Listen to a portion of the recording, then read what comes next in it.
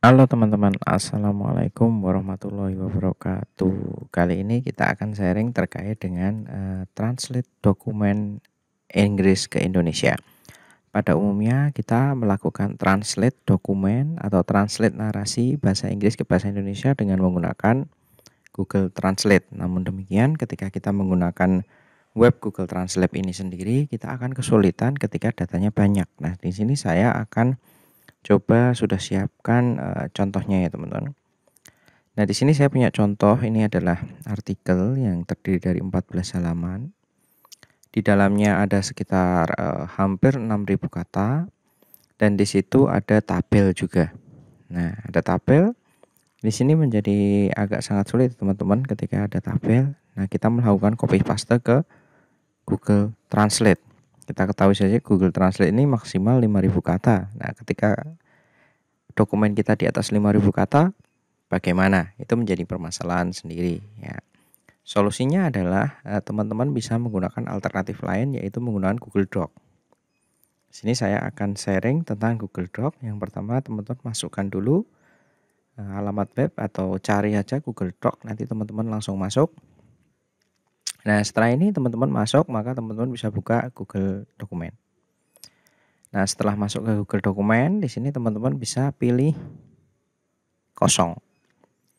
Nah, setelah teman-teman pilih kosong, nah di sini teman-teman tujuannya adalah akan melakukan atau mengambil data yang sudah teman-teman atau mengambil file yang sudah teman-teman siapkan untuk ditranslate tadi ke dalam Google Doc ini. Caranya adalah teman-teman bisa lihat di pojok kiri atas. Di situ ada banyak menu, mulai dari file, edit tampilan, dan seterusnya. Teman-teman bisa lihat di file. Kemudian teman-teman bisa buka atau Ctrl O. Nah, teman-teman di sini buka. Di sini muncul teman-teman ada yang dari drive. Nah, ini drive, kalau teman-teman datanya di drive bisa langsung diambil. Cuman ketika datanya ada di tempat penyimpanan komputer, teman-teman bisa pilih menu upload. Upload ini teman-teman bisa satu, yang pertama teman-teman bisa langsung milih dari file, tapi syaratnya kalau milih dari file teman-teman harus masuk kemana. Kalau teman-teman sudah siapkan seperti saya tadi, nah di sini misal saya mau translate ini, teman-teman tinggal klik kiri, tahan, kemudian masukkan ke sini. Ya, kita tunggu proses upload. Kemudian dari proses upload itu sendiri akan menghasilkan data seperti ini dalam bahasa Inggris. Lalu bagaimana cara kita melakukan translate ke bahasa Indonesia? Sebelumnya kita lihat dulu, datanya bagus, formatnya bagus, tidak berubah. Lanjutnya di sini kita lihat di atas ini ada banyak menu teman-teman. File, edit, tampilan, sisipkan, nah format, kemudian alat. Nah, alat di sini ada salah satu menu di bawah, coba kita lihat di bawah. Ini ada namanya terjemah dokumen. Nah, terjemah dokumen ini kita klik teman-teman. Klik kiri. Nah, di klik kiri ini akan ada pilihan penerjemahan mulai dari judul dokumen. Judul dokumen ini adalah judul dokumen, nanti ketika diterjemahkan itu judulnya apa, itu bebas teman-teman. Nanti teman-teman bisa kasih isi nama sesuai dengan yang teman-teman udah ingat. Selanjutnya pilih bahasa, ini adalah bahasa tujuannya. Misal saya mau translate ke bahasa Indonesia dari bahasa Inggris, saya akan translate ke bahasa Indonesia. Nah, di sini terjemahkan. Nah, ini sudah terjemah berproses. Nah, ini sudah menjadi bahasa Indonesia, teman-teman. Nah, di sini kan tadi judulnya, coba kita lihat ini, Distance Learning Policy in Indonesia for Facing Pandemic. Nah, ini kebijakan pembelajaran jarak jauh untuk menghadapi pandemi Covid. Nah, ini sudah jadi. Terus kita coba cek ke bawah, ini gimana sih yang tabelnya tadi, apakah dia masih bagus? Oh, masih bagus teman-teman. Formatnya sama, tidak bergerak, tidak berubah, dan masih dengan format yang baik.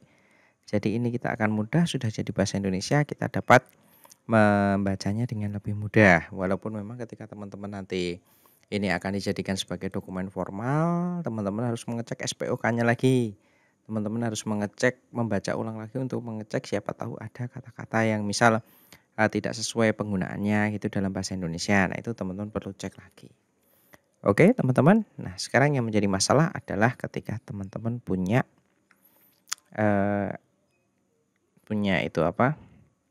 ingin melakukan saving ini. Nah, ingin melakukan saving ini, maka teman-teman yang dibutuhkan adalah download.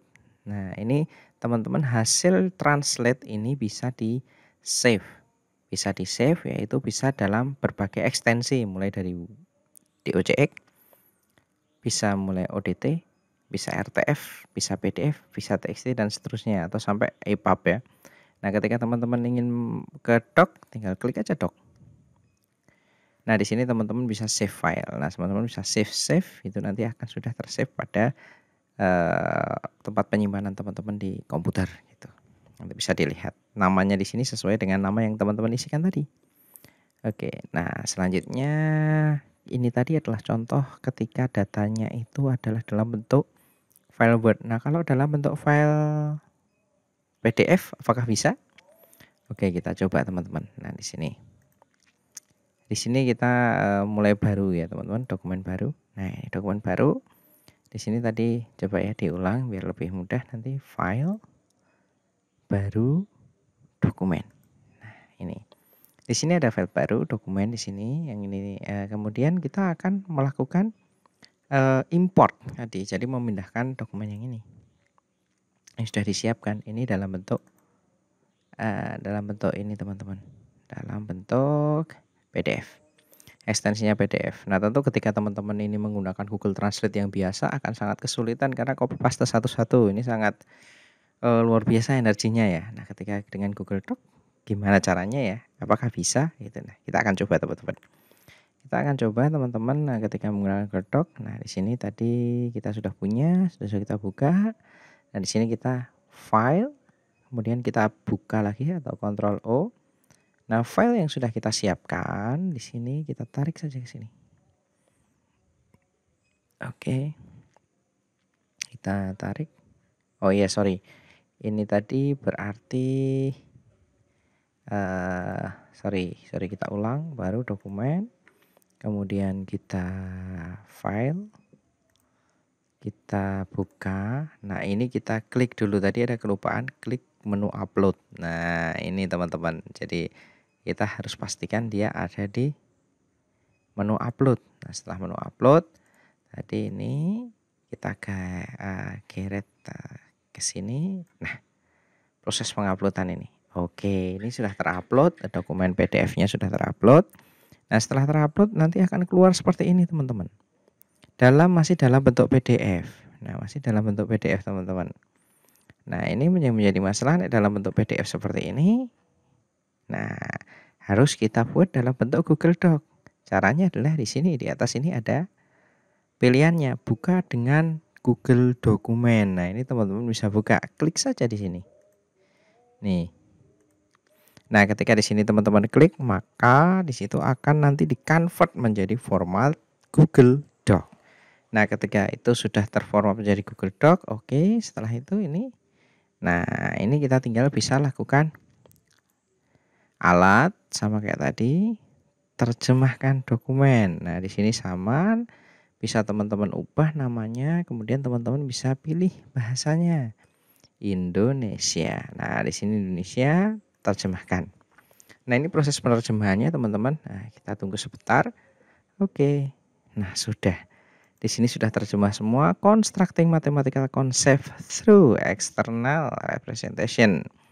Di sini sudah jadi membangun konsep matematika melalui representasi eksternal. Nah, ini sudah menjadi bahasa Indonesia, teman-teman.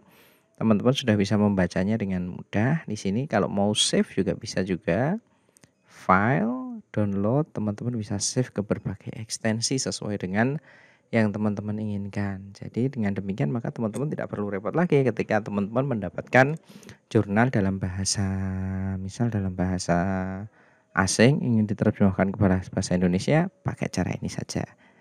Nah, sekian sharing saya tentang bagaimana menerjemahkan dengan sangat ringkas dengan menggunakan Google Doc.